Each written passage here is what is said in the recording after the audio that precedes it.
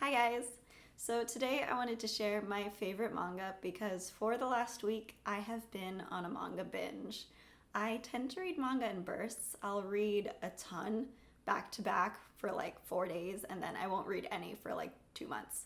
And when I say a ton, I mean like 2 to 3 different series completely, one after another. So yeah, I've been in that mood recently, and at the end of last year, I read one that I really enjoyed, and I wanted to talk about it along with the other mangas that I've really loved so far. But I am not a manga expert. I have not read a lot of them. I just started reading them in the last 2 years, I think. So keep that in mind when I'm mentioning my favorites. And also, as far as my taste in manga, I hate YA romance novels and probably adult novels, though I haven't tried them very much, but I really don't like YA romance, and yet my favorite mangas are the crappy little shoujo high school slice of life romance, and I don't know why. Something about the medium makes it palatable for me. I don't know. I really enjoy it though, and so 3 of the 4, I guess, maybe all of them kind of fit in that category. I also really wanted to do this video because I want to get more involved in MangaTube, mainly so that I can get more recommendations for what I should read, because I don't really know where to start when it comes to manga. I don't know where to get any information about like what's good and what's coming out and everything. So if you have any recommendations based on what I like in this video, then please let me know. I would be more than happy to check out more manga. So yeah, I have 4 manga that I will be talking about today, and they're kind of in order from my least favorites to most favorite. I don't want to say least favorites because I really enjoyed them. So maybe from the manga that I really enjoyed to the manga that ripped my heart into pieces. So let's get started. So the first one I want to mention is Taiyou no Ie, or House of the Sun by Taamo. I'm sorry about all of my pronunciations in this. It's going to be awful, but I will try. This is the manga that I read at the end of last year, and it's about a girl who has neglectful parents and she goes to live with her childhood friend. And I'm a sucker for stories about childhood friends to lovers or living with your crush, so this fits perfectly, but it also has more depth than that. It goes into family and what family means and having a home where you belong. And it's really sweet and fun and cute, but it also brings in these deeper issues that give it more of a depth than just a silly little romance. There are a ton of adorable moments that make me smile so hard. The characters are all fully fleshed and well developed, and I really love their interactions. I love how in this story, the friendships always prevail. It's so refreshing to see these strong friendships that don't get ruined by petty things as they usually do in like a YA romance or even some mangas, where all the problems could be avoided just by communicating. And actually in this manga, they communicate and they're able to keep their friendships really strong, and I really appreciated that.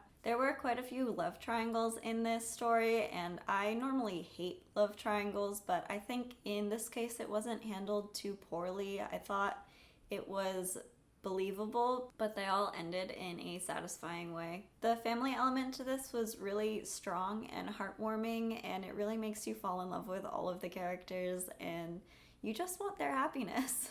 So I really love this manga for its adorable characters and cute little moments and friendships, and I would highly recommend it. The next manga I want to talk about is Hirunaka no Ryuusei, or Daytime Shooting Star by Yamamori Mika. And this is about a country girl who moves to Tokyo and ends up falling in love with her teacher. And yes, it is one of those cliche teacher-student romances, but I think this is the best way I've ever seen it done. Granted, I don't read very much of that because I'm not really into the trope of student-teacher relationships, but I actually like how this one was handled. I loved basically all of the characters. The main character is so honest and fuss-free, and it's so nice to read about a girl like that. Yuuka is incredible. I love her.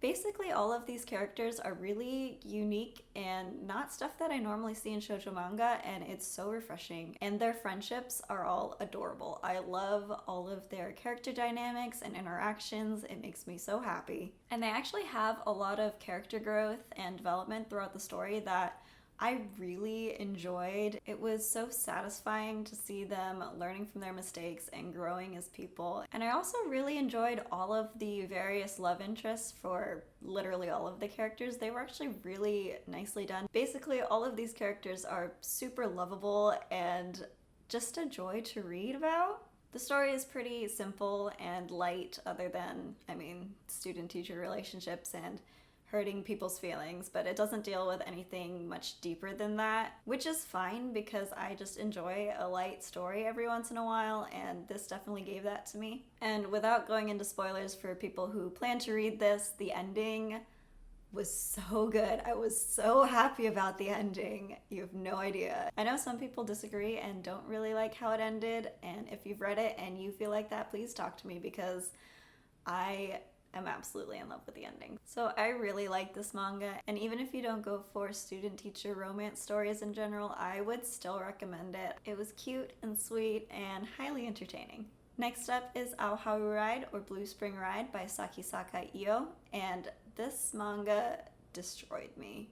I watched the anime and fell in love with the characters and had to continue the story, so I picked it up in manga, and I did not expect it to affect me as much as it did. It ended up hitting far too close to home for comfort. It's about a girl and a boy who develop crushes on each other in middle school, and then the boy moves away and comes back in high school, but he's completely different. And it's a story about her reconnecting with him and figuring out what happened in the time that he was gone to make him the way he is now. And I binged the whole series in one day.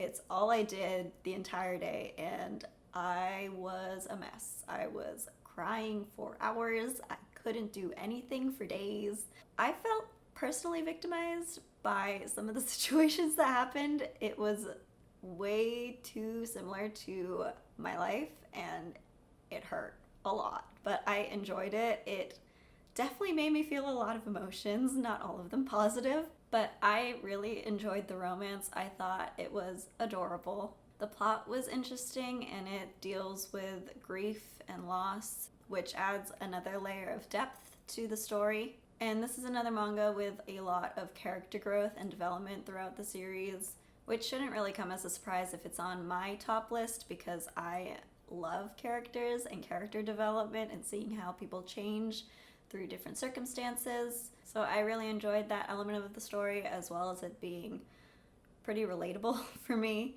The characters and their dynamics and their friendships were all super enjoyable to read about. I just love when characters get along so well. It makes me very happy. And in the end, it felt like the characters really went through a journey to get to where they ended up. It's a pretty popular series. I know the book club More Manga Please is reading it as one of their 2 mangas for February.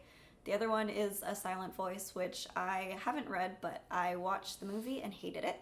So that was interesting. They're reading one of my favorites and one of the stories, I guess, that I really didn't like. But anyway, this seems well received by a lot of people, so it's not just me. It's a really good story. It just affected me on a very deep level, and I don't know a series of anything, movies or books or manga, that have ever done that before, so it definitely holds a special place in my heart.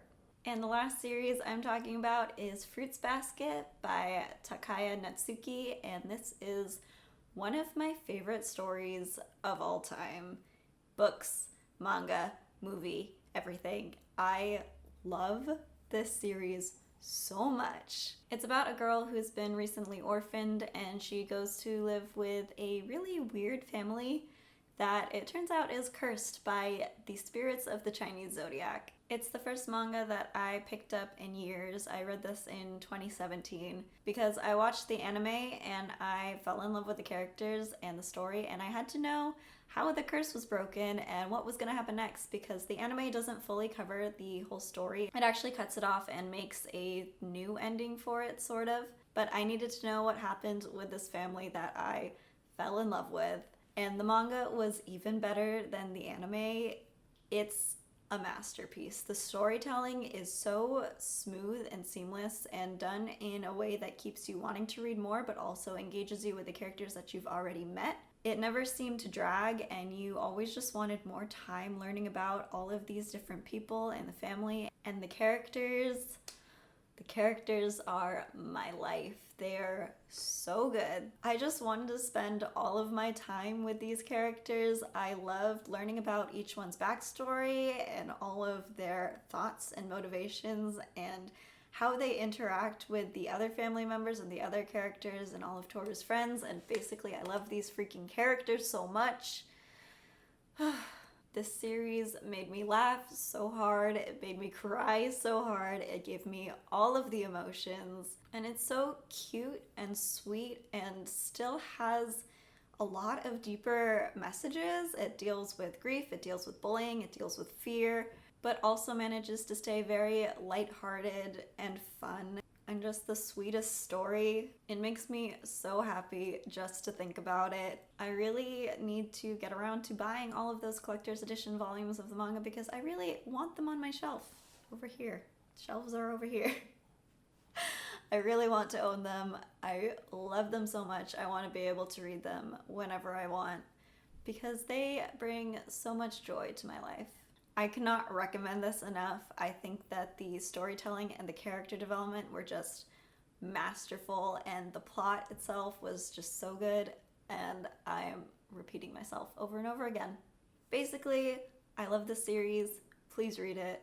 It's so good. And the new anime is coming out. They're remaking this story. I really hope that they go through the whole manga because the anime previously was good, but there's so much more to the story. It's starting in April of this year, and I cannot wait. And actually, really quickly, speaking of adaptations, I forgot to mention that I actually watched the live action for Haru Ride, and recently for Hirunaka no Ryuusei. They were, I mean, it's so much cringier watching romance manga in live action than it is to watch it in anime or to read it in manga. It's hilarious. I was dying the whole time for both of those, but I love the story so much that I had to watch it anyway, and it just made me crack up. If you can't handle cringe, I would not recommend them.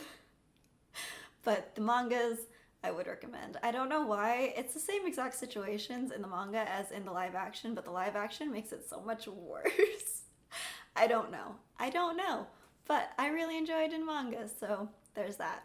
But yeah, those are the 4 manga that I have loved so far out of what I've read, and I would love to find more. I just don't know where to start, so if you have any recommendations for me, I would love to know them. I would love to expand my manga repertoire.